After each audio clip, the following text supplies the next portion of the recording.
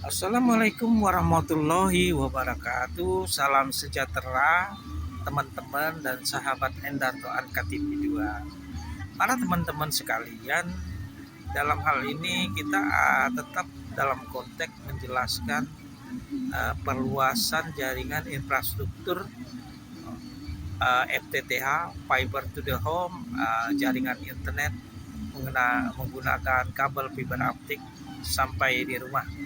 Para teman-teman sekalian dan sahabat Endarto Ankatv, bahwa untuk jaringan internet menggunakan kabel fiber optik murni yaitu FTTH dari distribusi sampai ke rumah-rumah, itu kita murni menggunakan kabel fiber optik yang mana sampai di rumah itu 2 core. Teman-teman sekalian, untuk penggunaan jaringan kabel internet fiber optik itu ada 2 sistem, yaitu satu perluasan jaringan infrastruktur penarikan kabelnya melalui udara atau disebut areal, yang mana dalam hal ini pekerjaan jaringan internet melalui kabel udara ini lebih cepat dan lebih murah biayanya dengan teknis, yaitu menggunakan tiang-tiang tumpu, yang mana tiang-tiang tumpu fiber optik ini tingginya antara 6, 7, 9, 11, dan 15, disesuaikan dengan kondisi lapangan, yang fungsi tiang tersebut ketinggiannya itu untuk berfungsi agar kabelnya tidak putus. Jadi tiang misalnya 11 sampai 13 meter itu di jalan utama agar truk-truk kontainer tidak memutus kabel yang ada. Yang kedua adalah sistem underground atau pengerjaan jaringan internet fiber optik ini. Kabelnya itu ditanam di bawah tanah,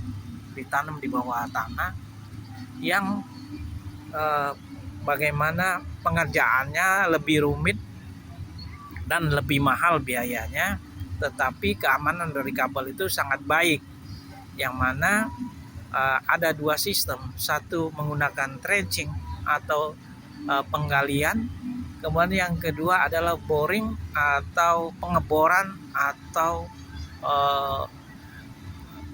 pelaksanaannya itu sistem tidak skala semua lokasi dicangkul atau digali, tetapi penggunaan sistem antar lubang ke lubang. Jadi ada 2, satu teknik aerial atau menggunakan tiang, yang kedua tidak menggunakan tiang tetapi ditanam di bawah tanah. Teman-teman sekalian, untuk melakukan izin ini ada 2 izin, satu izin institusi, 2 izin lingkungan. Kalau izin institusi itu terbagi menjadi jalan nasional yang ditandai dengan marka jalan berwarna kuning, kemudian jalan kota, kemudian jalan provinsi, dan jalan kabupaten. Nah, ini semuanya melalui Badan Pelayanan Terpadu Satu Pintu, yang mana semuanya nanti akan diteruskan ke Dinas PU Nasional, Dinas PU Provinsi, Dinas PU Kota, dan Dinas PU Kabupaten. Dan biasanya untuk perizinan yang dilakukan oleh tim permit itu berbeda dengan tim sitak. Jadi kita melalui lingkungan. Jadi lingkungan terbawah yaitu rukun tetangga, atau lingkungan menengah rukun warga.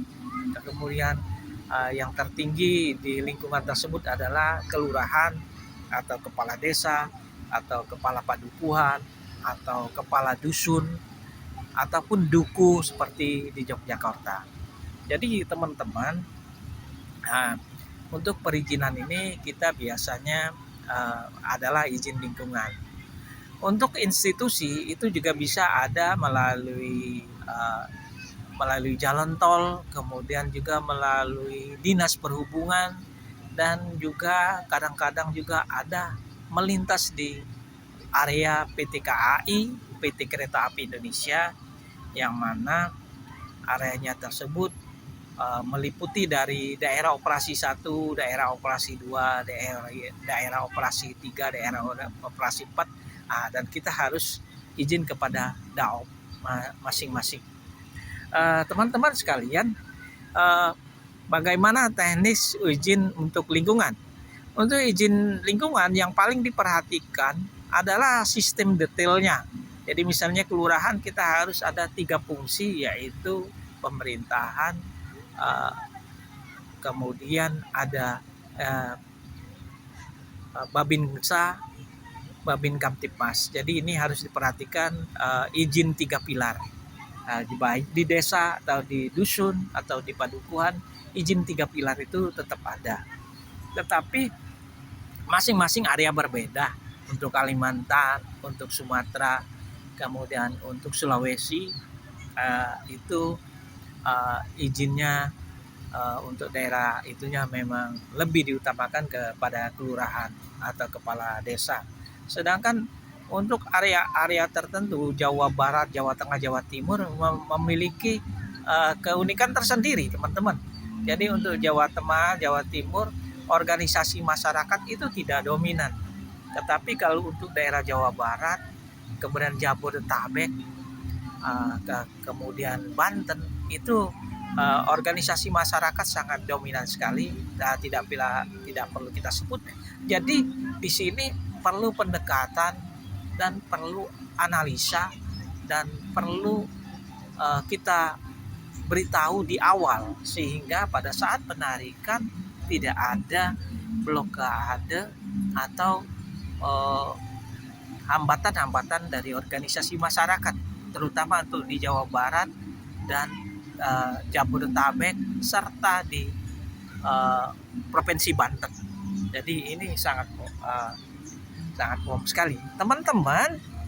Untuk pendekatan ke lurah, ke desa, ke dusun, itu kita harus mengetahui dahulu lokasi area yang akan kita lakukan perizinan. Kemudian juga selain kita tahu lokasinya, kemudian batas-batas areanya itu harus sangat tepat sekali supaya tidak terjadi kita melampaui batas area tersebut, atau area tersebut kita kurang detail sehingga izinnya cuma 1 kelurahan, ternyata di situ terdapat 3 kelurahan.